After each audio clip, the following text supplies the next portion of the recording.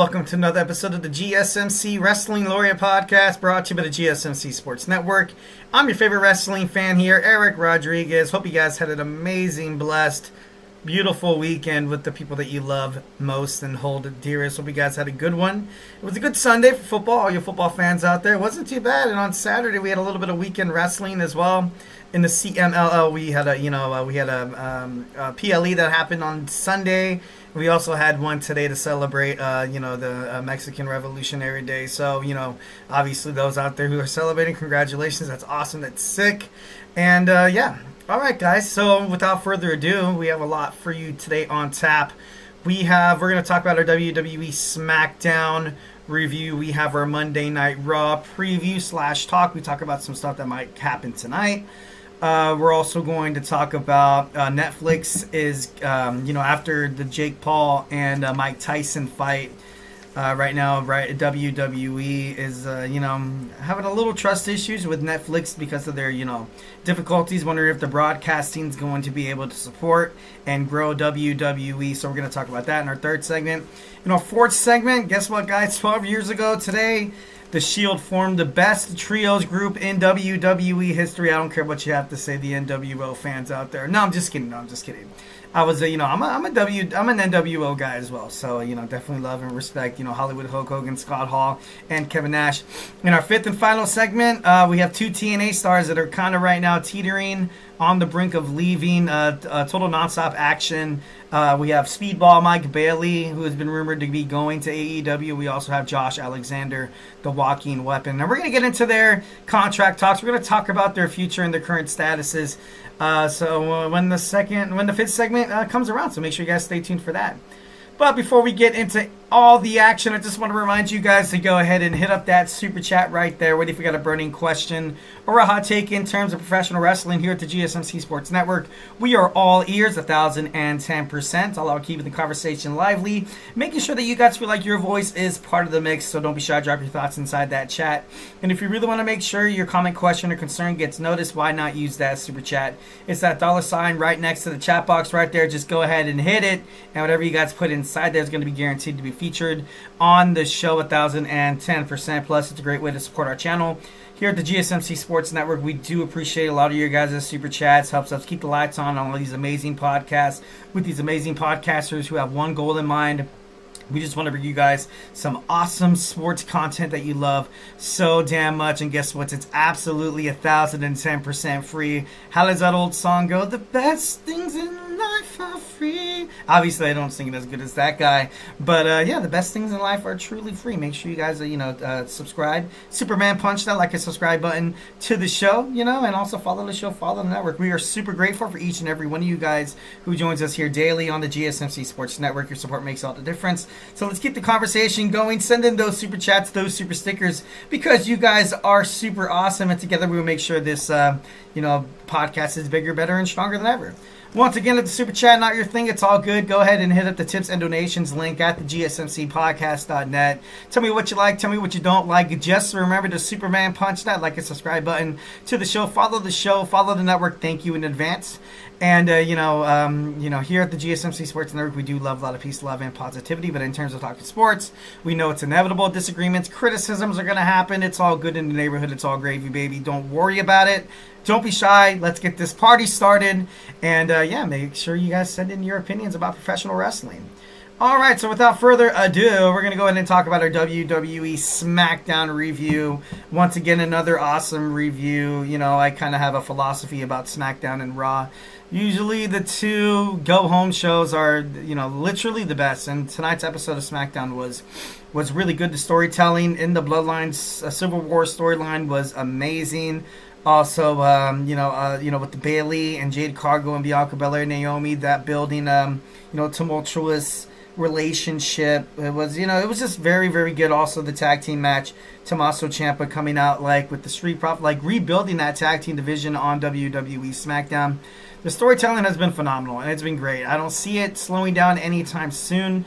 I definitely don't hope that, it kind of finds its way, plummets down. That would be an absolute terror. I will stop watching professional wrestling, so don't do that, Triple H. I'm just kidding. No, I would still watch professional wrestling. Well, maybe I'll boycott Monday Night Raw I won't watch Monday Night Raw anymore.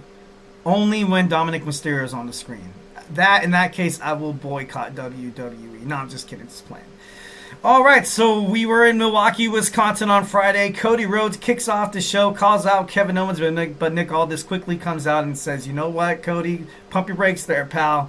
All Cody Rhodes wants to do, the WWE Champion wants to hold Kevin Owens accountable for what he had done to Randy Orton last week, using an illegal wrestling move that put a lot of wrestlers on the shelf. Like, look at what happened when Owen Hart botched the pile driver with Stone Cold Steve Austin. We all knew how that kind of worked out.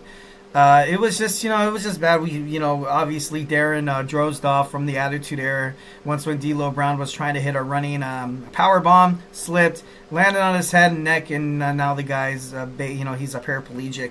So he's passed away, obviously. Rest in peace.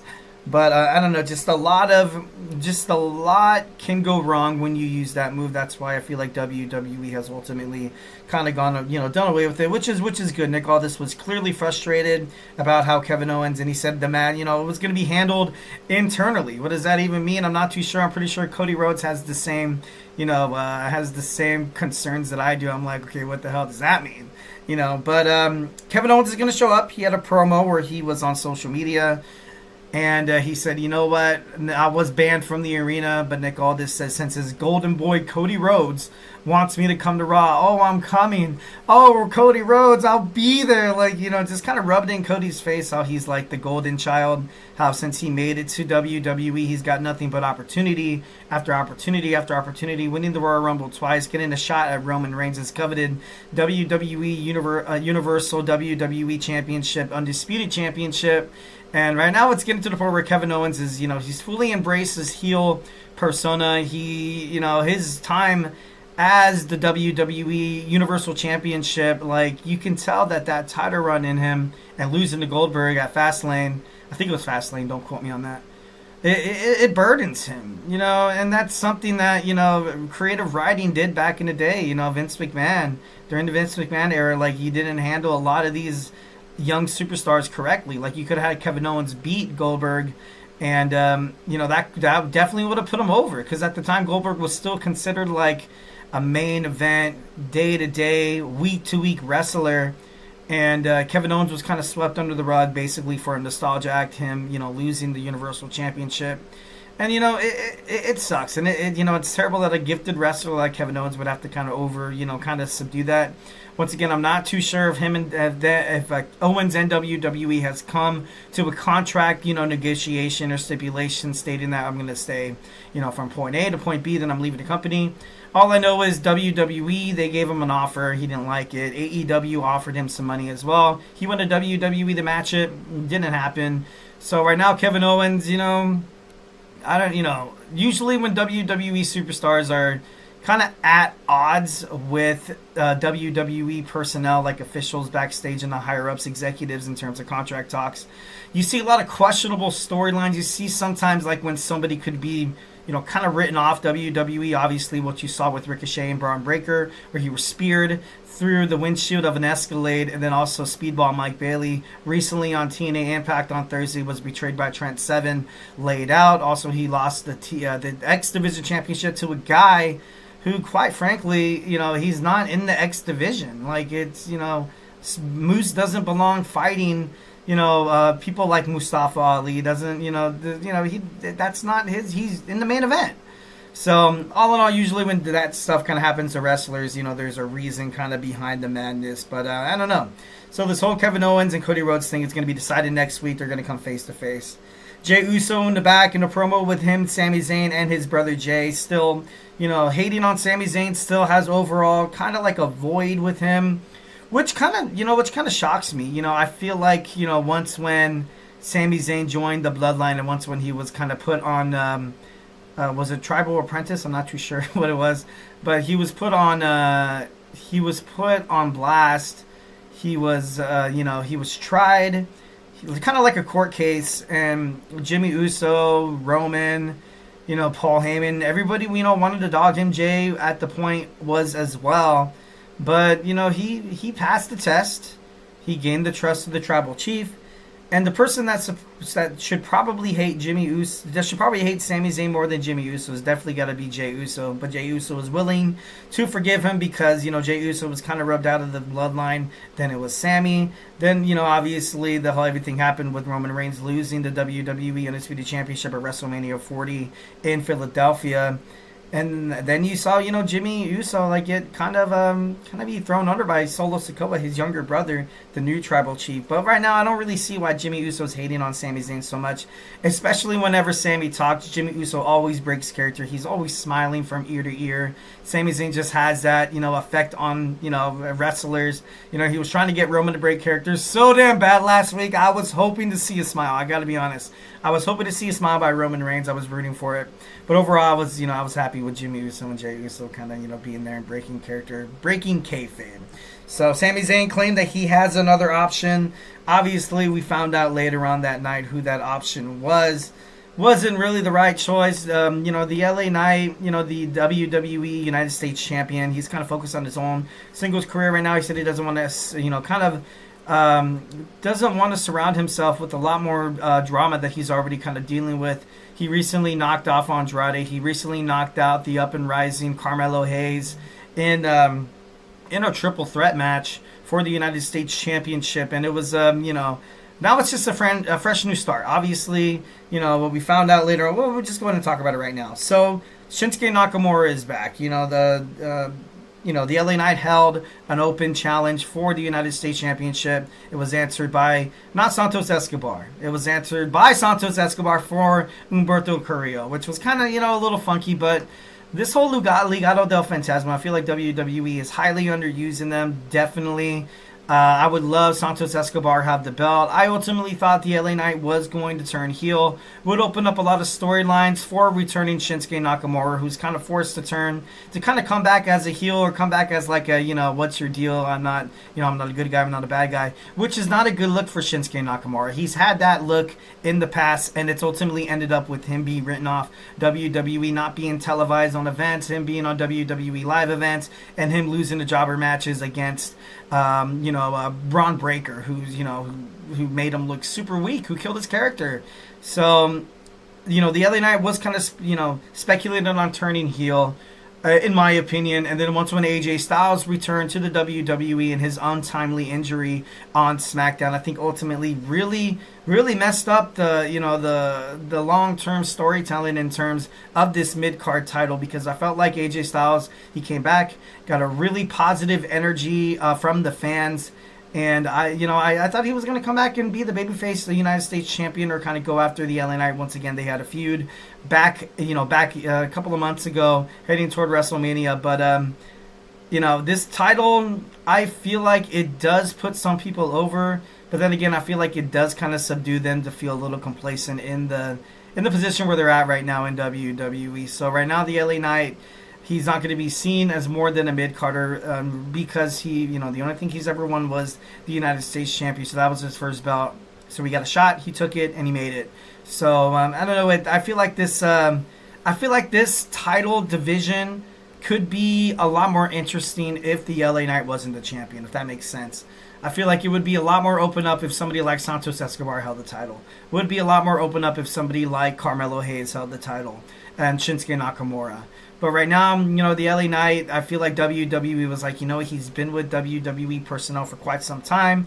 He was, backstage personnel. Then he left the TNA, left for the independent wrestling scene, came back, wrestled really, really good. So there was like, we got to get this guy, we got to pay his due. We got to give him what he deserves, and he deserves a title shot for the United States Championship. And, he was even mentioning on the show, he even brought up Logan Paul.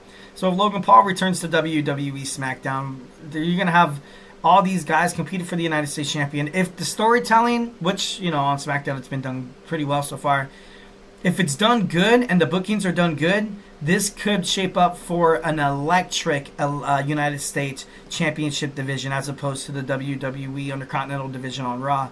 Because you would have somebody like a returning injured AJ Styles, like somebody exactly like Carmelo Hayes, which is like a little cocky but a young stud who's going to be the future of WWE someday.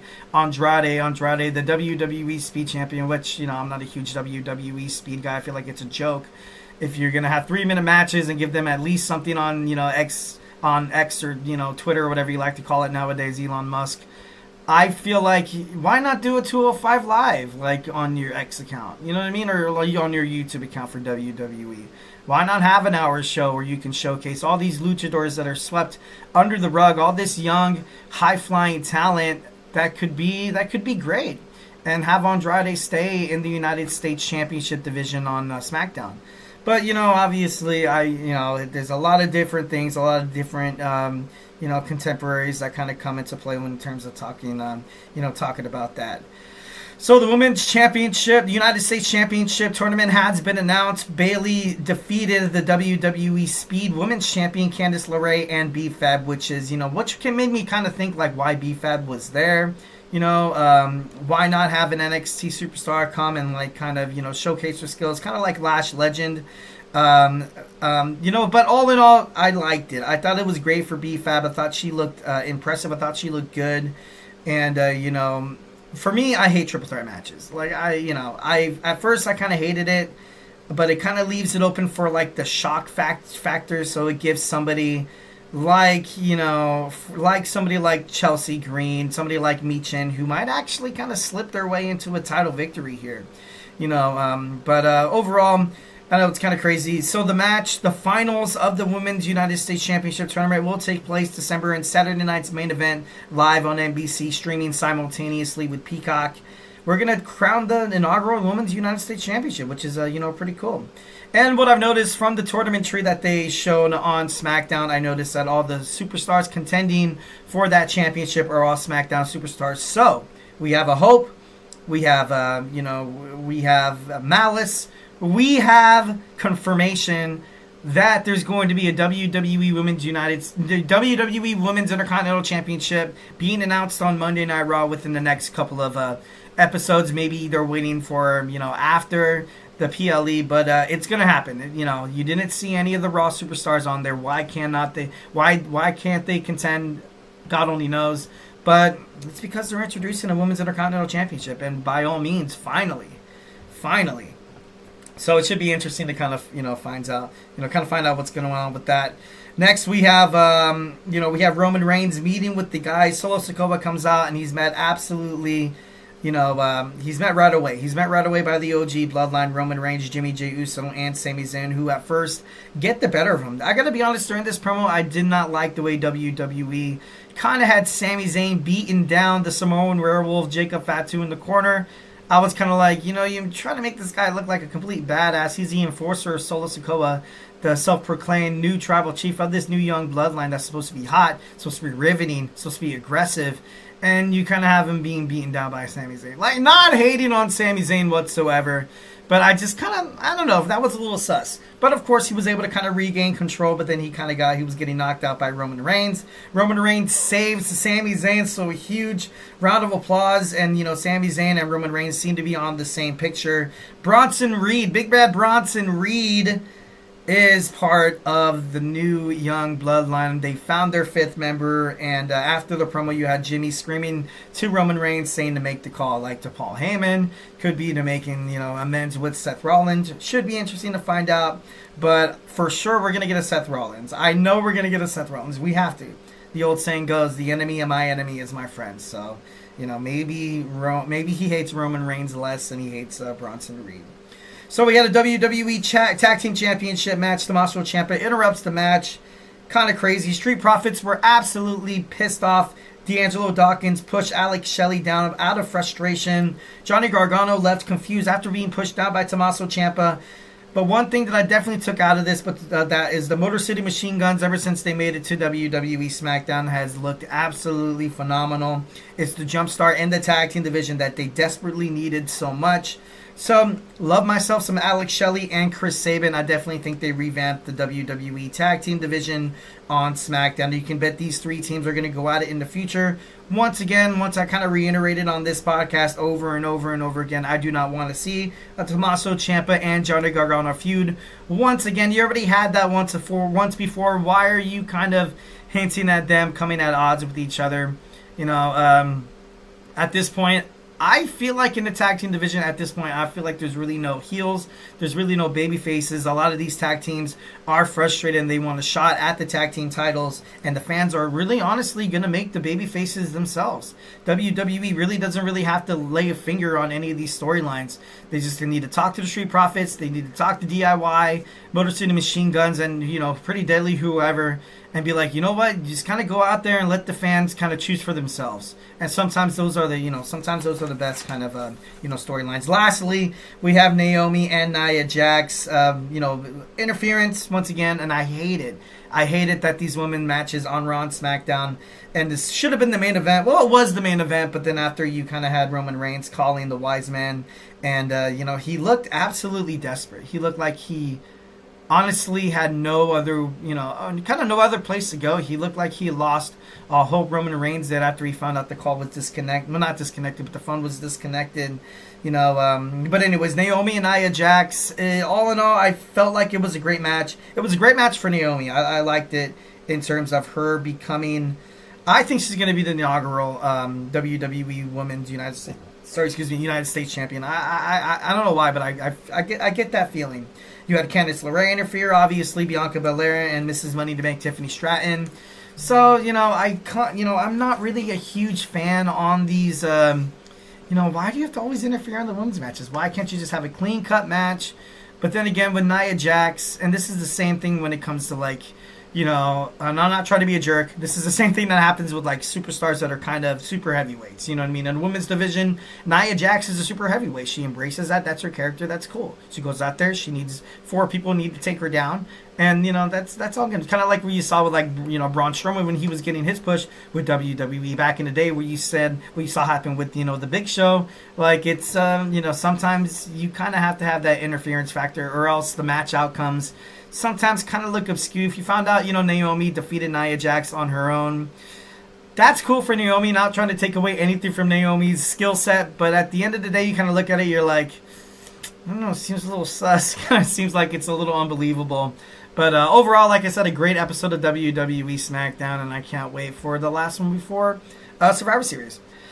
All right, guys, so hey, do not go anywhere. We're going to talk about some WWE Monday Night Raw Talk. Obviously, we pre-recorded already. Obviously, it already aired, but I have not checked a single shred of social media. No TikTok, no Instagram, no Facebook.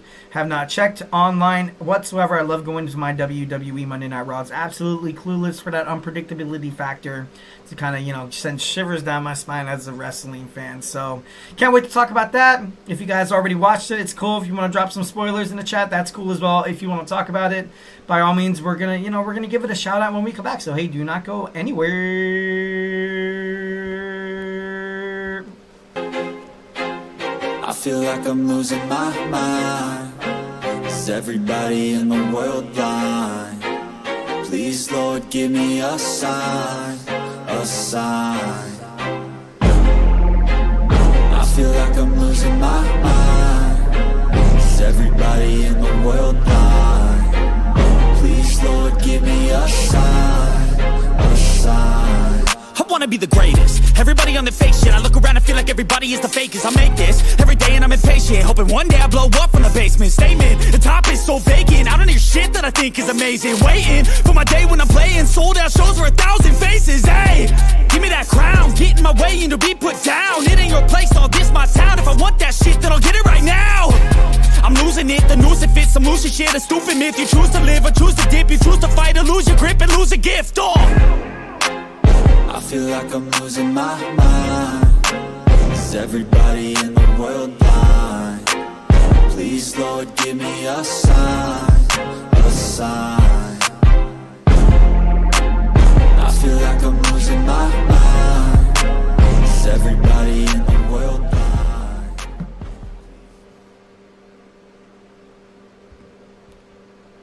All right. We are back with the GSMC Wrestling Laureate Podcast, brought to you by the GSMC Sports Network.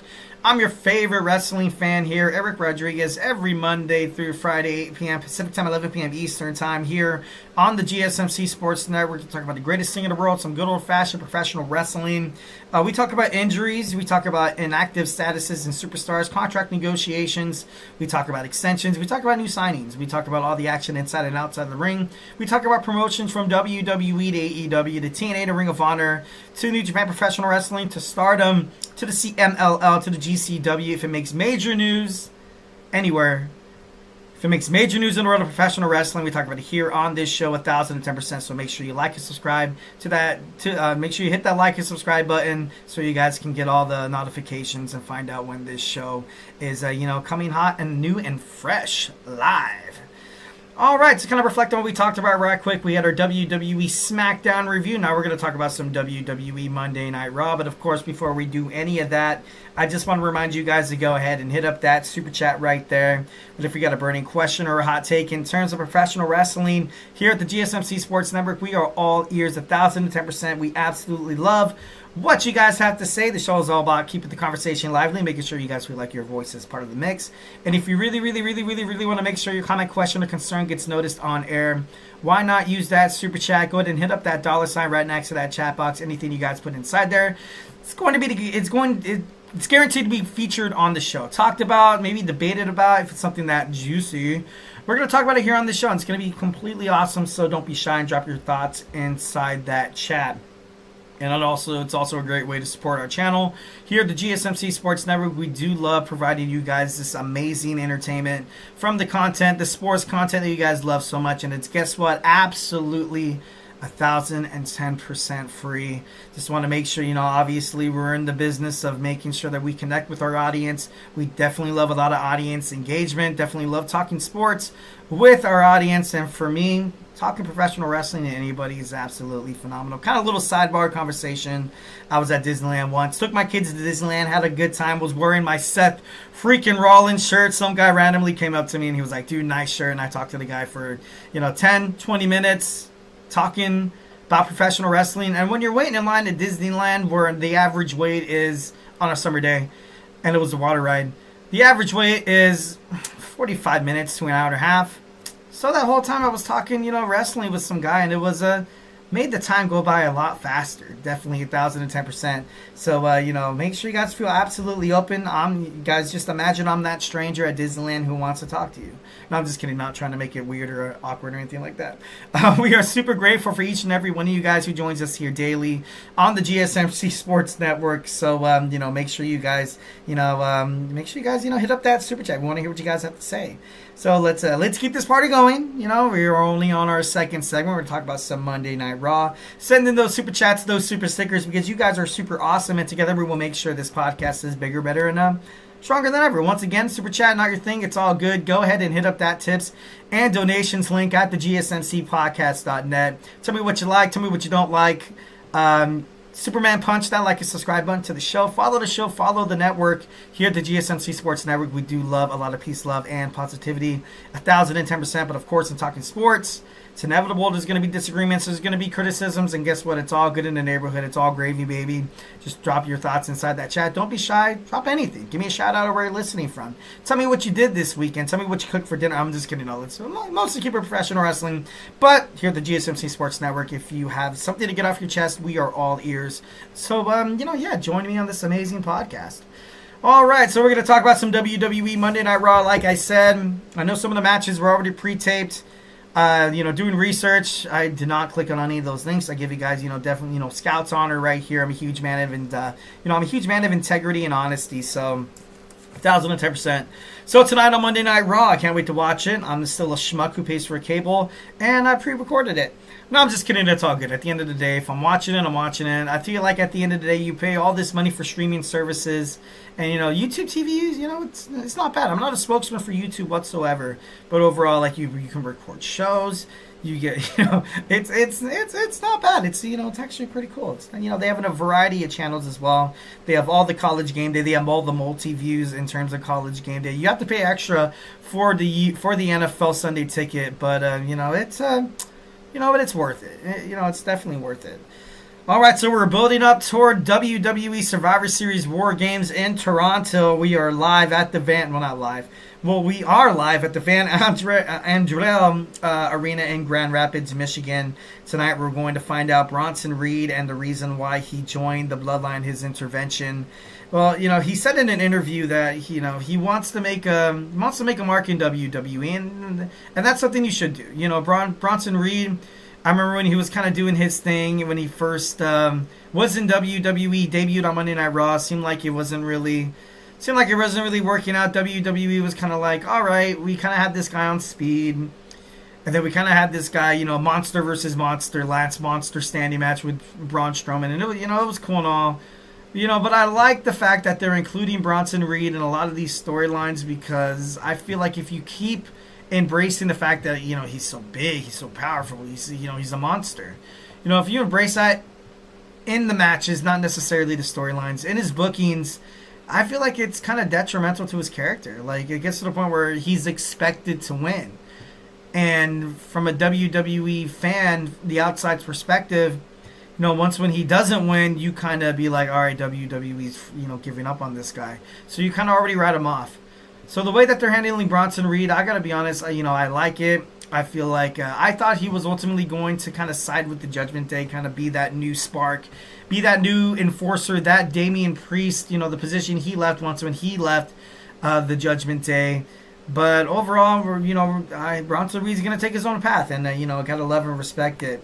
Like I said, him joining the new young Bloodline gets me all excited, gets my feathers all ruffled up, gets me a little excited. Not too excited. I'm just kidding. No, Seth Rollins is probably going to join the original Bloodline at this point with the storylines. It makes no sense for him not to do so. It's going to create a lot of animosity, a lot of ambiguity among the team. People are going to think they're going to, they're going to turn their backs on each other. Other than that, the other options that I was kind of researching about, they were thinking maybe The Rock comes back just to stab Roman Reigns in the back. Yeah, that's cool, but you don't necessarily have to have a WWE Survivor Series WarGames match ultimately kind of effed up because, you want to bring The Rock back into the storyline and have him side with Solo Sikoa. Also, Brock Lesnar. Paul Heyman is a huge Brock Lesnar guy. Obviously made him very very famous, made him very out of this world, main event kind of, more than main event kind of caliber superstar that Brock Lesnar was. Also, CM Punk, when Paul Heyman started counseling Roman Reigns, he told Roman Reigns one thing is that CM Punk is off limits. CM Punk has not been affected by the original Bloodline, so maybe perhaps that's another option. Obviously, those are huge, conspiracy theories up in the air. Doubtful, super doubtful. The only thing that literally makes sense is Seth Rollins. So we're going to see Seth Rollins fighting alongside with Roman Reigns. I'm getting that feel that, I don't know if any of you guys watched the AEW Blood and Guts match with the Elite, going up against Darby Allin, Swerve Strickland, Hangman Adam Page. But no, Hangman Adam Page was with the Elite. At first, once when, Hangman Adam Page, he didn't even come on the scene. He wasn't even in the cage. Well, not in the cage. He wasn't, metaphorically in WWE, he wasn't really in the cage. He was in the back. He was, deciding if he wanted to come in. Obviously, it didn't take till Swerve Strickland entered the match for him to finally come out there, and he only wanted to fight one guy. It was Swerve Strickland. You can bet that this match is going to be exactly like that Blood and Guts match at AEW Blood and Guts. And it just makes sense. Seth Rollins doesn't want to be with Roman Reigns. He doesn't want anything to do with the Usos. The only person he really respects is probably Sammy and maybe Jay. Roman Reigns, though, they've had some huge animosity in the past. You've seen Roman Reigns and a lot of speculation stating the reason why Cody Rhodes was able to get Roman Reigns off guard and hit him with the crosswords 3 times for that WWE Championship win at WrestleMania 40 was because Roman Reigns saw Cody Rhodes, had the chair in his hand, saw Seth Rollins getting up, did not forget how Seth Rollins betrayed him and Dean Ambrose in the Shield in June of 2000, and I think it was 2000. Oh my God, I'm looking like a bad WWE fan. I think it was 2012. No, it wasn't 2000. I think they debuted. No. They debuted in 2012. They debuted. So I think it was 2017. Maybe. Don't quote me on that. But overall, I feel like Roman Reigns still has retribution. He still holds a vendetta, still holds a huge grudge toward the visionary, the architect, Seth freaking Rollins. But this match is, it's going to be a good one. It's going to be, it's going to be pretty damn good. I see tonight Bronson Reed coming and being paraded around with this new young bloodline. They're going to help take out Seth Rollins, who Bronson Reed's been trying to get rid of ever since he started his feud after hitting 6 tsunamis, putting Seth Rollins on the shelf for about 2 months. And this is what's going to cause Seth Rollins to kind of reach out and be like, look, I need some help. It's going to cause, Sami Zayn's going to come out to help Seth first. And then it's going to be Jay. And then it's going to be Jimmy. And then, if he has to, you're going to see Roman Reigns come out, be really skeptical about helping Seth Rollins, building up this storyline of not just what's going to happen at Survivor Series, not for the betterment of his blood, of his family tree, this whole Civil War thing. It's going to take a lot of stuff of what happened in the past, too. Seth Rollins and Roman Reigns have never really seen eye to eye. Obviously, last time they did, Roman Reigns was diagnosed with leukemia. Then he came back because he was in remission. And then ultimately, then that was the end of the Shield. So then you had the brand split, when Roman Reigns was drafted to SmackDown. But, it's... I don't know. It should be interesting. It should be kind of, it's going to be it's going to be a crazy storyline what's going to happen, but overall it's going to make sense. WWE Intercontinental Championship match. We got the unpredictable badass Braun Breaker taking on Sheamus, the Celtic Warrior. Celtic Warrior's looking for his Grand Slam Championship. Will he win it tonight? Honestly, I'm like 40% Sheamus, 60% Bronson Reed, sorry. Big Braun Breaker, which is possible. It's possible, but they put the WWE Intercontinental Championship back on Braun Breaker super quickly, especially with beating Jey Uso because of the help of the Young Bloodline, so right now it's kind of doubtful that Braun Breaker's Intercontinental Championship reign is going absolutely anywhere, but I don't know, it should make sense of maybe Braun Breaker's future heading toward WWE. Like right now, it feels like he's kind of a heel. Sometimes it feels like he could be a babyface, but then sometimes it feels like he doesn't really care. But all in all, something that I kind of noticed, him and his dad and his uncle, the same mannerisms, the same type of voice. Like it's so crazy. You could probably tell that these guys are family without knowing that these guys are actually related. So I thought that was, I think that's kind of cool. We have a mixed tag team action match. Zelina Vega and Rey Mysterio of the LWO take on American Made, Chad Gable, and Ivy Nile. I heard a rumor that they're going to start developing a mixed tag team match within the WWE. Kind of like a Speed, kind of like happening on, on the X, on Twitter, whatever you like to call it.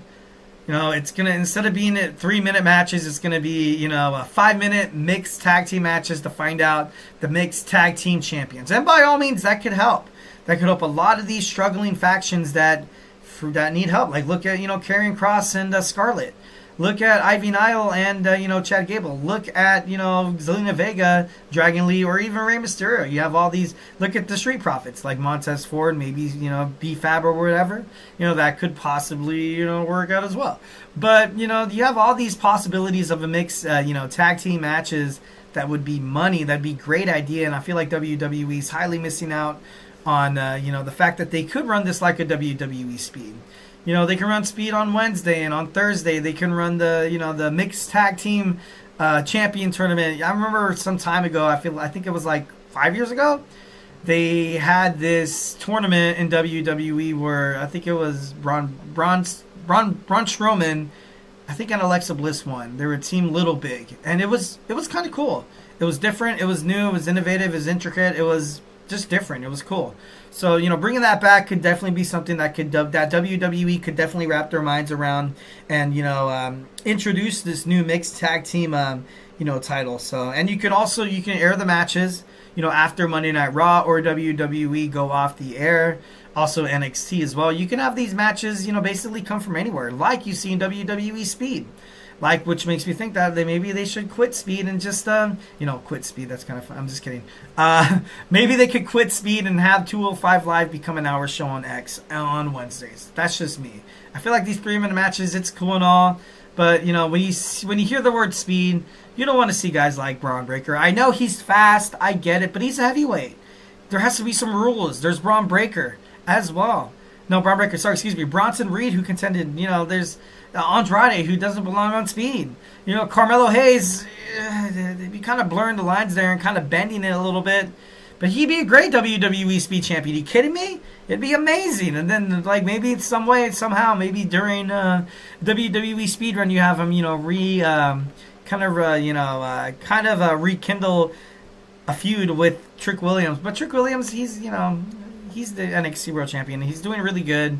But I don't know. It should be pretty interesting. But that's obviously my opinion. Got to wrap this up. Running out of time rapidly. We got the War Raiders taking on Carlito and Mysterio. Finn Balor has made a post on social media during this new day and age in WWE. This digital era has been groundbreaking. This digital era has definitely helped promote some of these storylines in WWE. He posted on social media saying the Judgment Day. The Judgment Day, JD McDonough, Carlito, and also Finn Balor himself. Leaving out Liv Morgan, Raquel Rodriguez, and Dominic Mysterio. So we're going to find out Dominic Mysterio's reaction. But the Judgment Day's over. I got to be honest. It's over. It's over. Finn Balor recently in an interview says he's done chasing gold, which makes me think that that's kind of already kind of guilty by association right there, kind of already deeming his loss to the War Raiders, which is, I feel like it's great. But where does that kind of leave ultimately where JD McDonough winds up? Maybe he finds a way to kind of be a part of this street trash thing still, but this Judgment Day storyline, it's over. It's over. There's no way that they're going to get any gold back besides what Liv Morgan is doing. I don't want to say after Damian Priest and Rhea Ripley ultimately left that faction, they kind of shot him in the foot, kind of left them for dead, but it's kind of getting to that. And once when Finn Balor leaves, once when he goes out there and kind of, wants to establish something on his own, Carl Anderson and Luke Gallows and AJ Styles are all set to come back. Maybe they're heading toward the Club or Bullet Club kind of reunion there, which fans will love it. Fans would absolutely love to see Finn Balor in that main event category. So, but I don't know, it's kind of leaving a lot of these superstars up for dead. So you wouldn't shock me within the next couple of months you find out Carlito, maybe JD McDonough are, not signed to WWE. So it should be interesting. Xavier Woods, Kofi Kingston, still at odds. We're just going to get more of that probably tonight. Damage Control is going to continue to feud with the PFC. Also, crossing my fingers, we're going to get the Women's Intercontinental Championship title tournament announced. Damian Priest build up with Gunther for their WWE World's Heavyweight Championship at Survivor Series. The Final Testament, hopefully, and I'm crossing my fingers for this one as well, is going to fight the White Six in WarGames. Oh my God, just imagine it. Just that coming out of my mouth. Just, oh my gosh, so good. I'm just getting moving on.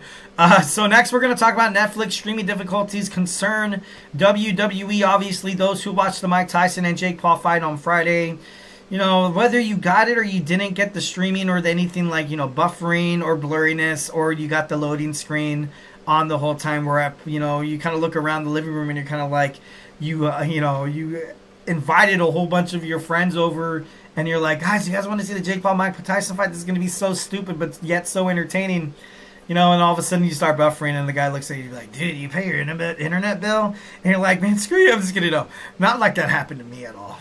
I'm just kidding. No, but all in all, we're going to talk about that when we come back. So hey, do not go anywhere. Looking for your daily fix of sports talk without having to pay for it? GSMC Sports Network is available on YouTube. Just search GSMC Sports Network. Get your fix of daily sports talk shows on YouTube, absolutely free. NFL, college football, NBA, MLB, MMA, UFC, fantasy football, and so much more. GSMC Sports Network has shows running all day long, with new sports shows starting every 2 hours. Just like on your favorite cable sports channel, except GSMC Sports Network is absolutely free. Just search GSMC Sports Network on YouTube to catch one of your new favorite shows, like the GSMC College Football Podcast, Chip Shot Football Podcast, Hoops and Heels Women's Sports Podcast, GSMC Basketball Podcast, and so many more. Check it out for yourself. GSMC Sports Network, now available on YouTube absolutely free. Search GSMC Sports Network on YouTube right now.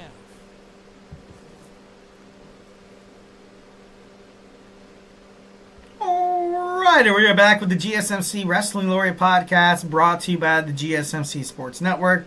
I'm your favorite wrestling fan here, Eric Rodriguez, every Monday through Friday, 8 p.m. Pacific Time, 11 p.m. Eastern Time on the GSMC Sports Network. Talk about some good old-fashioned American... No, I'm just kidding. No, I don't know why I said American. Maybe I'm thinking Hulk Hogan, like, I am a real American. I'm just kidding, no. Moving on. We talk about all wrestling, the CMLL. Talk about Lucha Libre, definitely. New Japan Professional Wrestling. If it makes major news in the world of professional wrestling, we talk about it here. On this show, you don't necessarily have to be full Hulk Hogan, American made. I'm just kidding. No, moving on. So make sure you guys tune into the show. Like and subscribe. Go ahead and hit that button so you guys can find out when your favorite wrestling fandom goes off in terms of talking about anything professional wrestling related. So, yeah, we can become close like a family. Like a family. I can give you guys more stories about me and my family and how I became a wrestling fan and all the times I had at Disneyland, how it's made me bankrupt. I'm just kidding. No, moving on. All right, now we're going to talk about Netflix streaming difficulties concerned the WWE. But before we get into any of that, obviously, you guys tip and donate. Definitely love what you guys have to say. Make sure you guys say what you want to say. I'm just kidding. Moving on. So Netflix streaming difficulties concern WWE. I watched the fight. From what obviously I put it on. It's on Netflix. I'm subscribed to Netflix, so I was like, why not, dude? It's great. I don't have to pay for a pay-per-view. Why not? Let's let's just do it. Let's talk about it. I had a couple drinks, chilled out. Hanging out with my wife and, my kids and stuff like that. I was like, guys, don't watch this, Not because I didn't want them to, start fighting each other. It's just the fact that I was like, guys, don't watch this because it seems like these guys really don't know how to fight. I'm just kidding, no. Moving on. But, I don't know. I gotta be honest. During the fight, I feel like for the first couple of rounds, it was, it was decent. A lot of people had their money on, Iron Mike Tyson, but that wasn't really... he's 58 years old, guys. Like, really, what did you expect? What did you really expect? This show was ultimately what you guys were kind of, speculated on the whole time, is this was just money.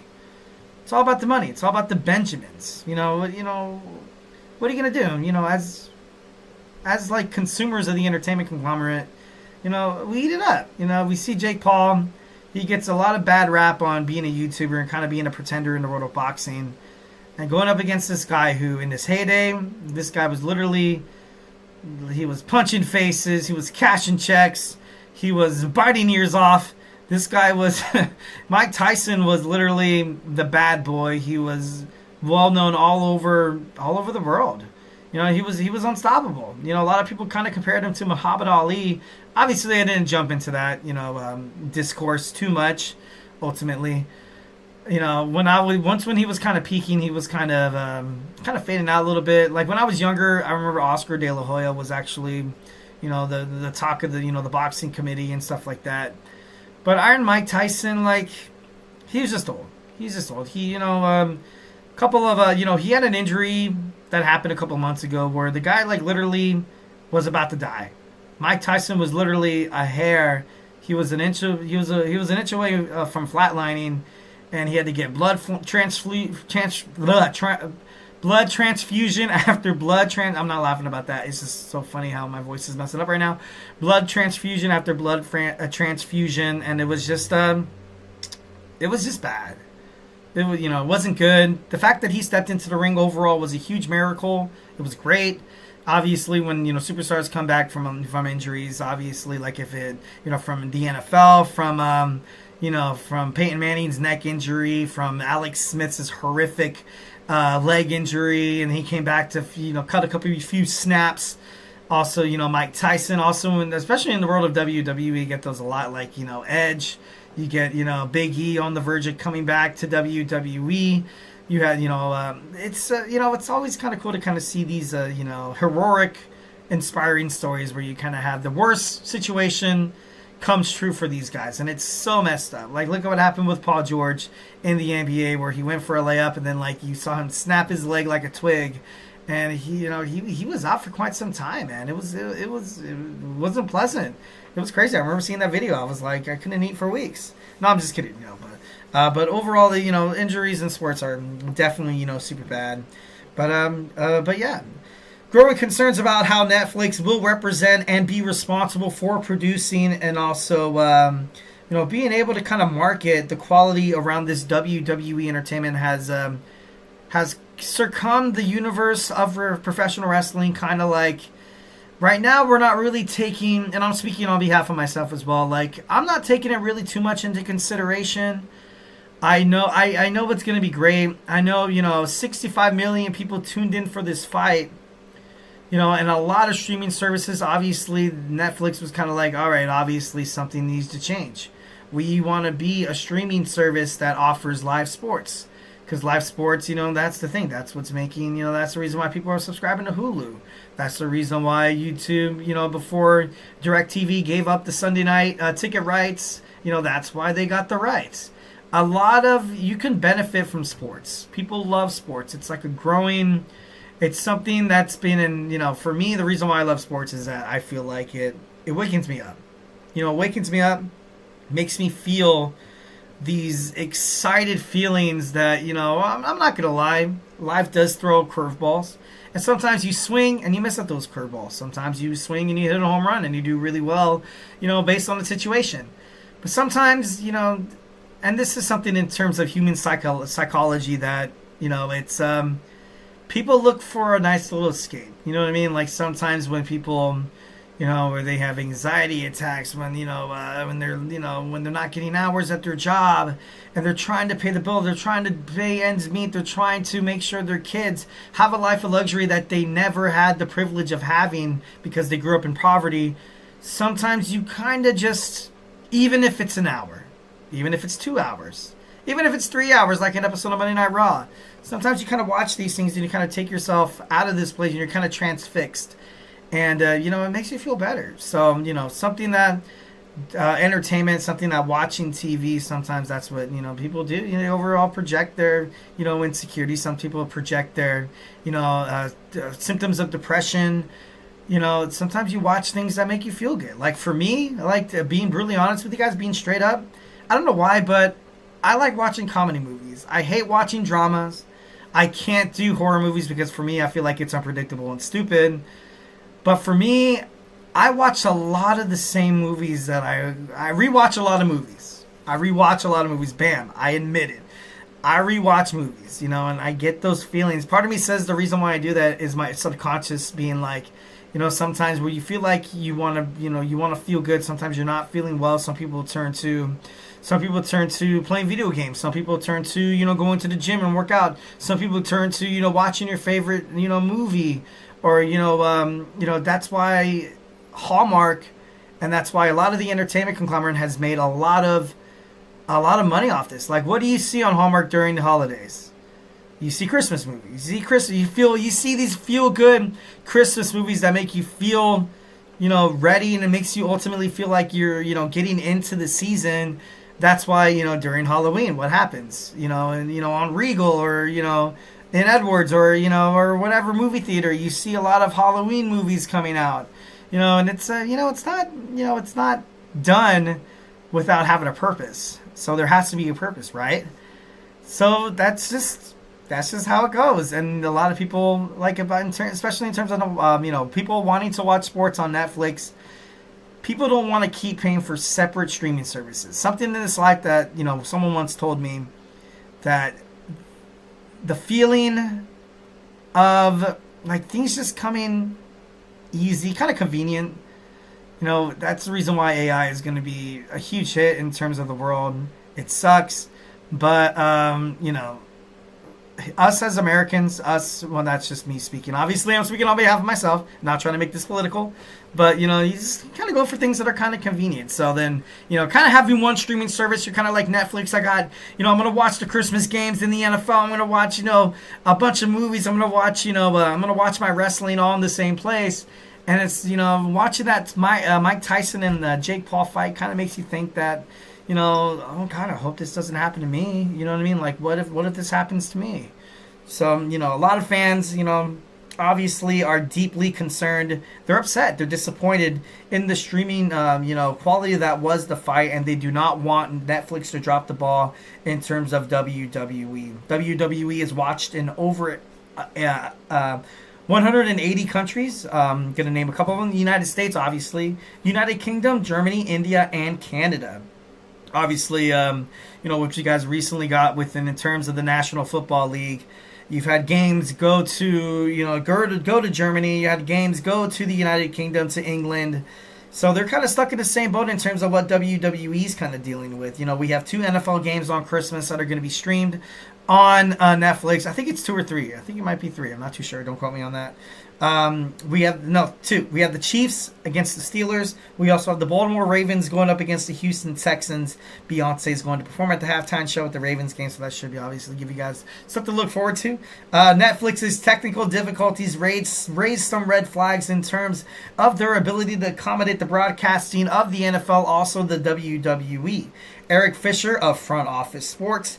The NFL is still, according to him, reports are still assured that their confidence in Netflix's ability to deliver the Christmas games. Concerns arise obviously after 16 million people tuned in to watch the Iron Mike Tyson fight take on the YouTuber Jake Paul fight. Hundreds of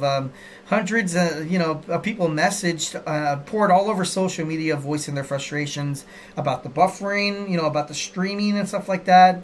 And, actually, surprisingly, you had 7.6 million people watched the fight via X or via Twitter because of Antonio Brown, the wide receiver that used to play for the Steelers and also, the Buccaneers. I thought that was actually kind of crazy. Last year, the 3 Christmas games on CBS averaged about 29.2 million viewers. A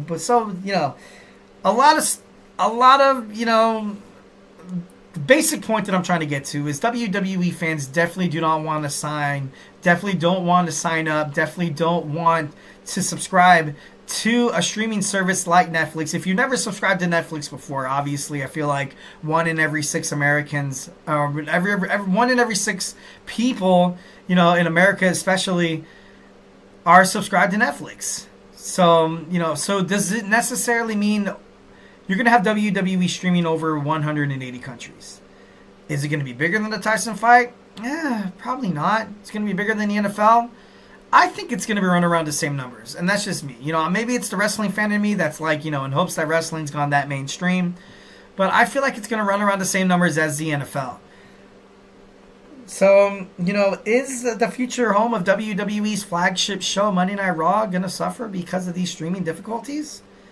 I personally think they'll figure it out. But then again, you get your hopes up and then something happens. It's kind of crazy. Is this the future of watching wrestling, professional wrestling during this Netflix era that's supposed to be the best era in professional wrestling? You have John Cena, CM Punk, Roman Reigns, Becky Lynch maybe coming back. You're going to have, all these new badass things, a new edgier content.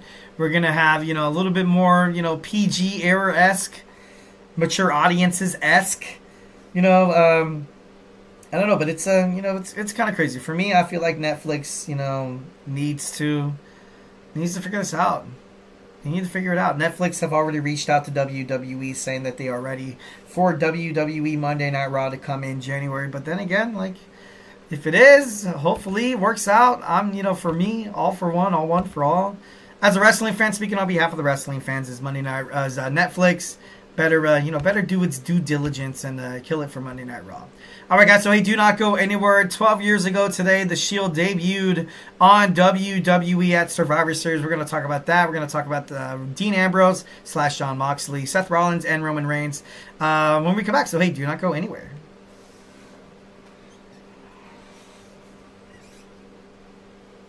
For the best and latest podcasts available anywhere, go to the podcast app on your cell phone and type in GSMC to access free content-rich podcasts on health and wellness, book reviews, sports, entertainment, relationships, social media, movies, technology, finance, and even weird news. Subscribe and download the GSMC Podcast Network's family of shows, available everywhere podcasts are found.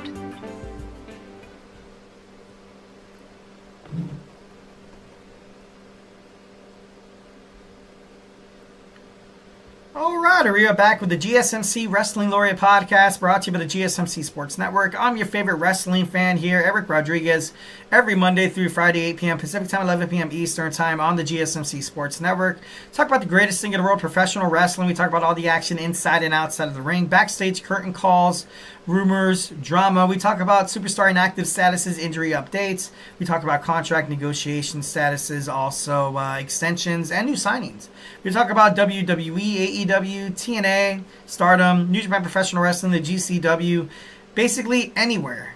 Absolutely anywhere if it makes major news headlines in the terms of professional wrestling. We talk about it here on this show, so don't forget to like and subscribe to the network so you guys can get a notification whenever we go live. All right, so can I reflect on what we talked about right quick? We had our WWE Monday Night Raw. We talked about our WWE Smackdown review. Then we talked about our Monday Night Raw talk, which we kind of previewed, talked about some scenarios that's going to happen tonight. Then we talked about Netflix, streaming difficulties, concern WWE. And now we're going to talk about the 12-year anniversary of The Shield. I love The Shield, I got to be honest. When they first kind of made it onto the scene, at the time, I kind of hated CM Punk, so I was kind of like, oh, great. I was a John Cena guy. What do you want from me? At the time, I was a young boy. That's the demographic that John Cena. I was in not eighth grade. Damn it, how old was I? I think I was a sophomore. I don't mean to give up my age here, but I'm trying to think. I think I was a sophomore, and I saw because I was a Ryback guy. I was a Ryback guy too, and I was like, finally, CM Punk, this guy is going to lose the championship to either Ryback or John Cena, but obviously that didn't happen. I was pissed. I was like, who the hell are these three clowns right here? Coming through the crowd thinking that you guys own the place. The Schreier Hotel, Indio, Echo, Lima, Delta, Shield. Why do I care? Who the hell are these guys? And then later on down the line of life in terms of professional wrestling, I'm a huge fan of Seth Rollins. I'm a huge fan of Roman Reigns.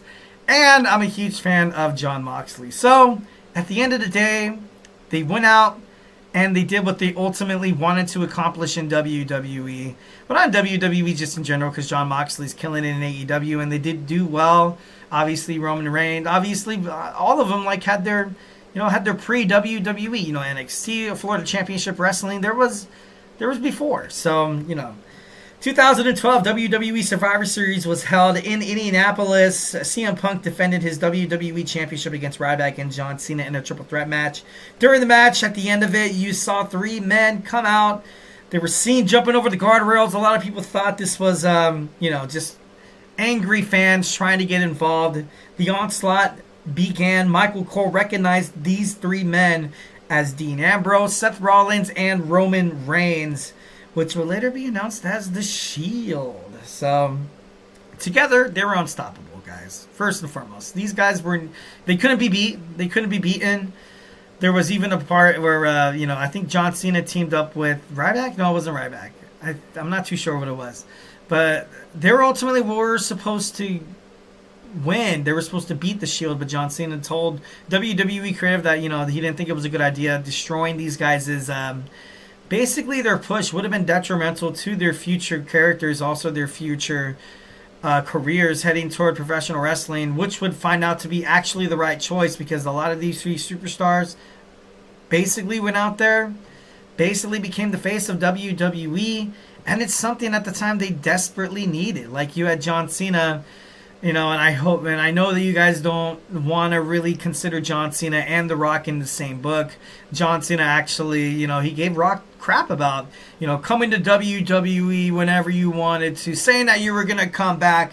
But then the moment Hollywood picked up the phone and called and gave you a role in a low rate television or movie role where you were just some guy, like, you know, you took it, you left these WWE fans, you stomped on their hearts, basically say, hey, yeah, see you later, I'll come back in WWE when I'm not doing movies and when my persona in terms of Hollywood needs to stay on the grid.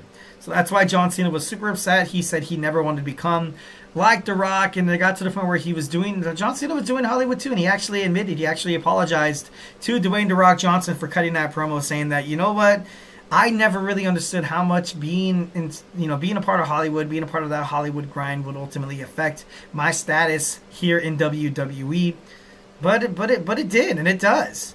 So, you know, it was just ultimately kind of crazy. John Cena was kind of like on his way out. And then, you know, you had, you know, Triple H, you know, kind of old, getting older, wasn't really a part of any of the storylines. JBL basically retired. The Undertaker basically on his way of retiring. Kane on his way to retiring. Like, everybody was either going to retire within the next couple of years, or basically everybody kind of became complacent with the characteristics, well, not the characteristics, I don't want to say that, with the roles they ultimately had in WWE. And then out came the Shield. At first, nobody wanted to work with these guys. Nobody wanted to work with Seth, John. Nobody wanted to work with Roman at all. You saw these guys as a potential threat to a WWE company and roster on SmackDown and Raw that have kind of become complacent with where they're at. You know, I don't know if that was a Vince McMahon, you know, kind of thing, or that Vince McMahon basically, you know, subdued and kind of hammered in the brains of all these wrestlers that, hey, you don't get to decide where you're going next. You know, you don't get to decide what storyline you have to choose. A lot of the times, and it's been reported that Vince McMahon was approached by a numerous amount of athletes, by a numerous amount of WWE superstars, you know, asking for character changes, adding new flavor, wanting to have something new, something fresh in terms of WWE, and he shot it down because he was also powerful. He was the leader of wrestling. He was the guy telling these announcers, Corey Graves, Michael Cole, obviously, you know, back in the day, you know, telling them what to say, what to do, how to do it, how to say it, how to seem, how to, you know, how to be emotional. Like, it's kind of like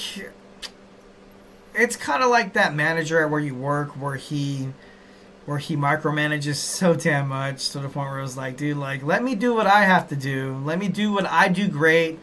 And in the end, guess what? You're going to look like a genius, although you didn't tell me spit. Like, you know what I mean? Like, at the end of the day, I'm going to go out there and I'm going to shine.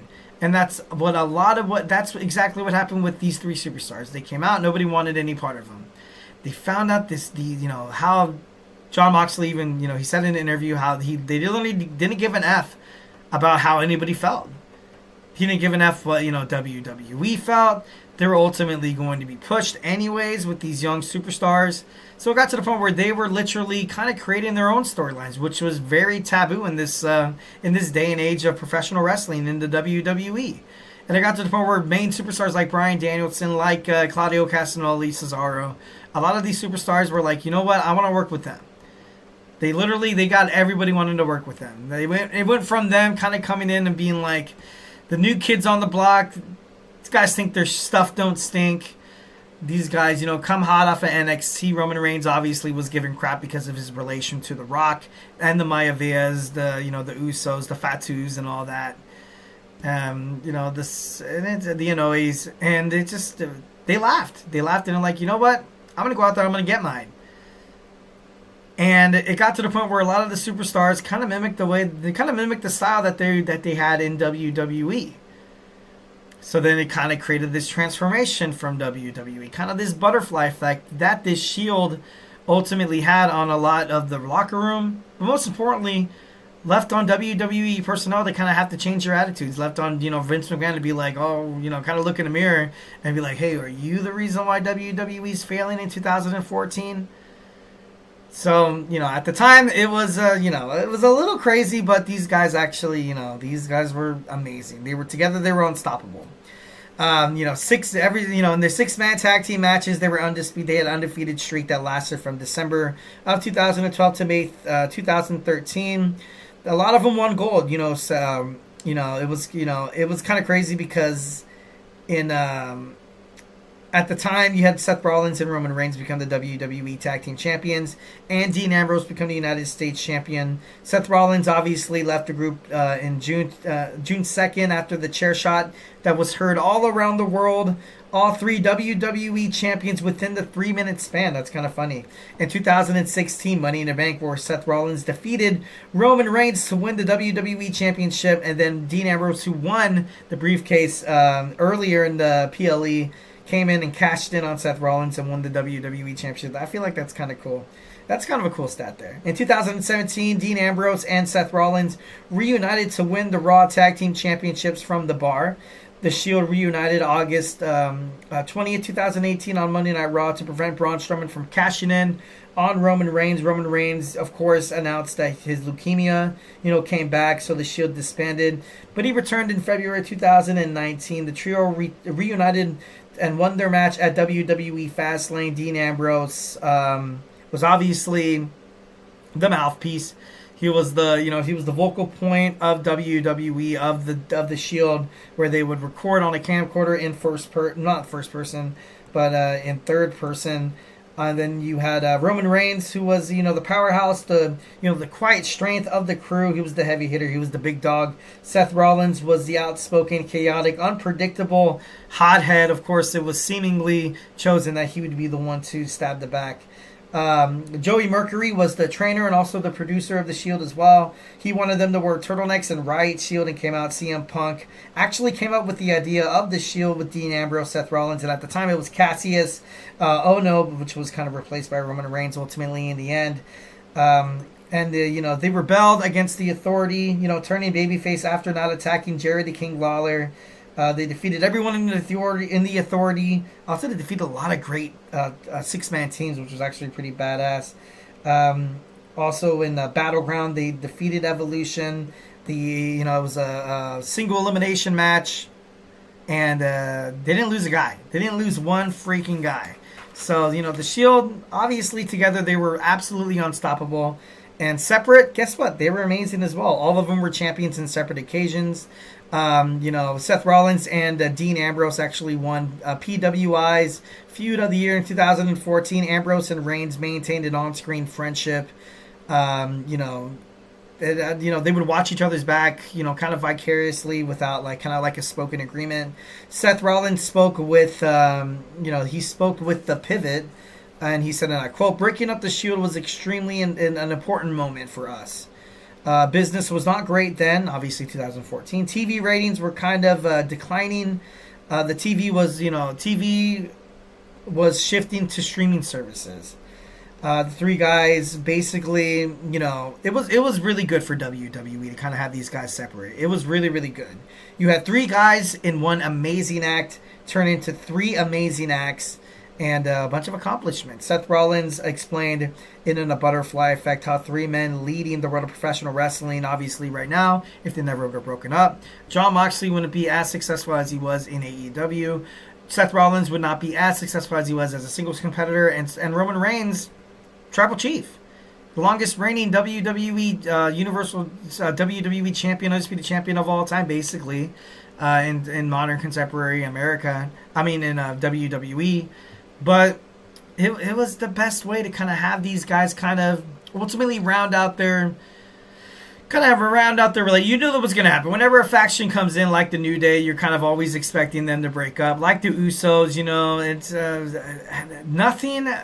I don't think a faction has ever broken up and been successful like these 3 men. I got to be honest. I've never really seen it, in my life. Usually when somebody, breaks up, usually there's one person that flourishes, the other person kind of, they kind of, they demolish their standings in terms of being, kind of relevant in terms of professional wrestling. But, Moxley right now, like I said, AEW is revolutionary. Roman Reigns sitting at the head of the table, Seth Rollins being the visionary that he is right now. We will never see, and I'm sad to say it, another Shield reunion until the WWE Hall of Fame induction ceremony. And Jon Moxley wanted to cap off the interview with Justin Barroso of the Sports of Sports Illustrated, highlighted the group's work ethic. And it was, basically saying because of the way they work, it caused everyone to kind of step up their game. Kind of creating this new professional wrestling era that was led by Seth Rollins, Dean Ambrose, and Roman Reigns. All right, guys, so hey, do not go anywhere. We're going to jump on into our fifth and final segment. We got Speedball Mike Bailey and Josh Alexander both on TNA. We're going to talk about their future in terms of, where they're going to go. What does this mean for them? Kind of not really stating they're going to take a hiatus, but we're going to dive into that when we come back. So, hey, grab your favorite snack, grab your favorite ice-cold beverage, and join me here in about 25 seconds. So, hey, do not go anywhere.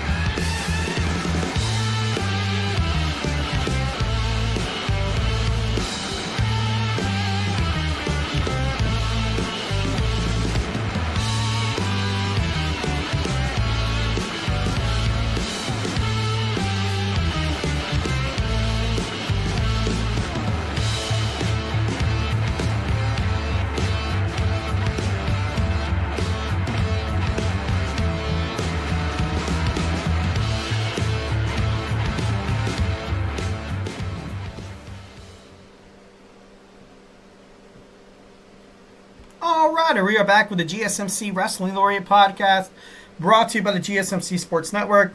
I'm your favorite wrestling fan here, every Monday through Friday, 8 p.m. Pacific Time, 11 p.m. Eastern Time, here to talk about the greatest thing in the world, professional wrestling, all the action inside and outside of the ring on the GSMC Sports Network. So make sure you guys Superman punch that like and subscribe button to the show. Follow the show, follow the network so you guys can get some notifications whenever we go live with all of our amazing respective shows in terms of sports. Every single sport you guys think of, we talk about it here on the GSMC Sports Network. And guess what? It's absolutely 1,010% free. All right, so without further ado, just kind of reflect on what we talked about. We had our WWE Smackdown review. We talked about our Monday Night Raw preview. We also talked about Netflix's streaming difficulties as a WWE concern. And then we talked about The Shield. 12 years ago today, the Shield, Seth Rollins, Dean Ambrose, and Roman Reigns debuted in Survivor Series, taking out Ryback and John Cena to allow CM Punk to retain the WWE Championship. And it was all from there. It was all just magical history. So definitely, a huge fan of The Shield. Definitely love and respect those guys. All right, so guys, we have about 8 minutes to kind of wrap this up. Sorry for kind of holding you guys extra. Seems like I always do. The show's supposed to be from 8 to 9, but I don't know. Maybe I don't shut the hell up. Maybe I talk too much. Maybe you guys should hit me up in the chat, be like, "Hey, Eric, dude, calm down, man. You're speaking like a mile a minute." Maybe that's the reason why. I feel like I don't know. I feel like I'm always consumed with air. But that's good. You know what I mean? Just breathe air, bro. Getting high off life, man. Just or that gold dust. Just kidding. Moving on. So we're going to talk about some Speedball Mike Bailey and Josh Alexander's future in their respective wrestling careers. So without further ado, let's go ahead and jump on into that. Speedball Mike Bailey, reported by Mike Johnson, a PW Insider. Bailey's contract has expired in TNA Impact November 1st. Fightful Select reports that Bailey is expected to land in AEW. I don't hate it. Ultimately, I feel like wherever Speedball Mike Bailey winds up, he's going to make a huge impact on the roster. I love him on AEW. Him against Will Ospreay, against Kyle Fletcher, against, the talents of Ricochet. Dude, that's phenomenal. That's going to be great. It's going to be a good spot for him. A lot of people kind of anticipate AEW. For me, him landing in WWE, I might be able to see it. But I really don't understand the reason why you would, why TNA wouldn't really sign him if they're planning to kind of move him to WWE because of this ongoing collaboration between Scott D'Amore, also WWE, in terms of Netflix and TNA Impact on Thursday nights. So that's why it kind of makes me believe that I don't think Speedball is going to, I don't think he's going to come to WWE. I doubt it. Most likely, he spent some time in New Japan Professional Wrestling. He spent some time, I think he spent about a year or maybe like less than that with Ring of Honor in the past. So maybe this happens. Maybe he comes back to AEW. Maybe he, I could definitely see this guy, challenging for the TNT Championship right away. Definitely. 1,010%. It would be great. He's a great watch. He's quickly become one of my favorite TNA superstars to watch. But, him leaving, I didn't like it. And the fact that I kind of knew he was leaving when you had Moose, someone who really doesn't have any business being in the X Division or competing for the championship, defeated him. Right from then and there, I was like, oh, great, here we go. And the fact that he got laid out and kind of written off TV after being betrayed by Trent Seven, I kind of knew something was going to happen. But, I don't know, it should be interesting. He's speculated to debut at the AEW Continental Classic beginning on Dynamite November 27th on Matt Hardy's podcast. Matt Hardy is obviously, a TNA superstar. He said in a quote, I think it's an ideal spot for Mike, which he means AEW, to kind of land at. Matt Hardy, he's been on AEW before as well. Jeff Hardy, AEW. A lot of the times you kind of have these superstars kind of bouncing back and forth. And, it's not a bad thing. It's not a bad thing. But, I like Speedball Mike Bailey as an X Division champion. He's a 3-time X Division champion. He's kind of like the prototype of somebody who is in the X Division to be. Like, he was that. And, like, I thought he was going to be a future superstar on TNA for quite some time. He's been with TNA since 2018, so it's not like he's newly formed TNA. This guy literally he was with the hard times in TNA. He was awarded a couple of championships, which by damn near he was rewarded and he should have deserved. But not signing this guy is just for me it's just silly. I feel like TNA dropped the ball. I feel like he was a great asset to the roster. Obviously, Tony Khan picking him up. He's deep pockets, able to pick him up and kind of put him on AEW. That's just going to make their company look a lot better. So I feel like TNA kind of dropped the ball in terms of this, but hey, it should be it should be kind of crazy. November 8th, Speedball Mike Bailey filed a trademark for his ring name. He was reportedly backstage at an AEW event over the summer, and at one point he actually agreed to a deal with WWE several years ago. So my future for Speedball Mike Bailey, I feel like the best part of him is going to land up in AEW. I definitely feel like if he winds up in WWE, I don't really see how they could fully unlock his potential unless they've planned to make him like a WWE Speed Champion, which is, obviously you've had the Motor City Machine Guns come to WWE from TNA and they're killing it. I could see Speedball Mike Bailey kind of being that same kind of persona, kind of being that same, kind of being this same fresh new start of WWE superstar that they could definitely wrap their heads around, build a good storyline. He could possibly, you can see him in the Intercontinental Championship division. He could, go one-on-one with a guy like Braun Breaker, no matter how dominant he might look. Speedball Mike Bailey, literally, he could dominate your strength with his speed. He can dominate your ring general-esque, your ability to dictate and be a tactician in submission. He can, dictate that with his charisma, his enthusiasm, his agility. So Speedball Mike Bailey, it's kind of sad he left up at TNA, but definitely a lot of good futures, future things for him. I can't wait to see him on AEW. Josh Alexander bid farewell to the independent wrestling circuit recently. I'm a huge Josh Alexander guy. Like he kind of reminds me of like a newer. Kind of like a newer, like, Kurt Angle. Kind of reminds me of, like, a Kurt Angle. He has all the wrestling abilities to be like Kurt Angle, but he's also dominant. Kind of like a Ryback. So, I feel like this guy would make a killing absolutely anywhere. Recently, Josh Alexander bid farewell and retired from the independent wrestling scene November 17th.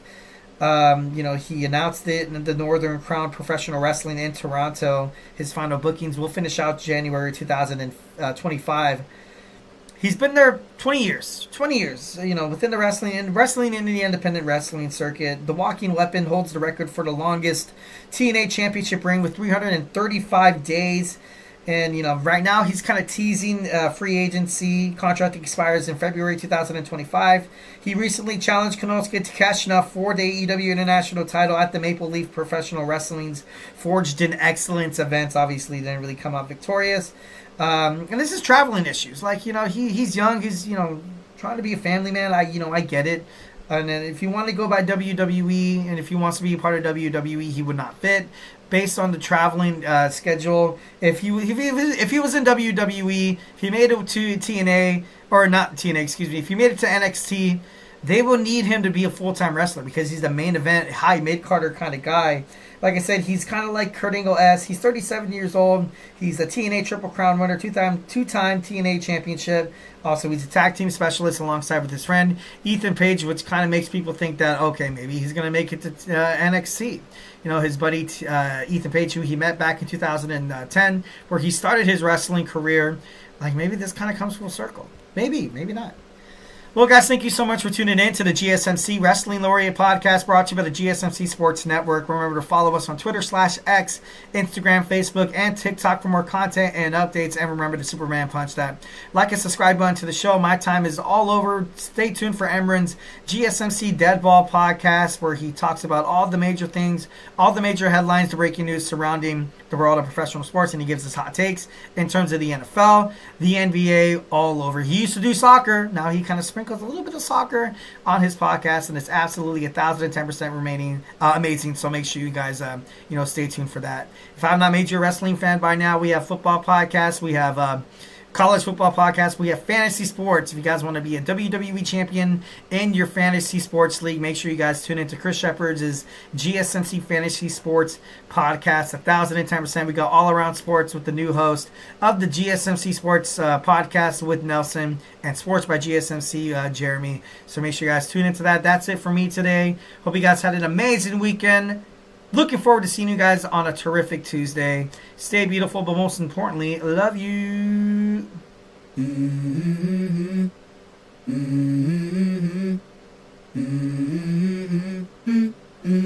Let's go. I wake up to a little bit of drool on my pillow, feel like it's gonna be a bad day. Yeah, I'm tired of shit, and the coffee ain't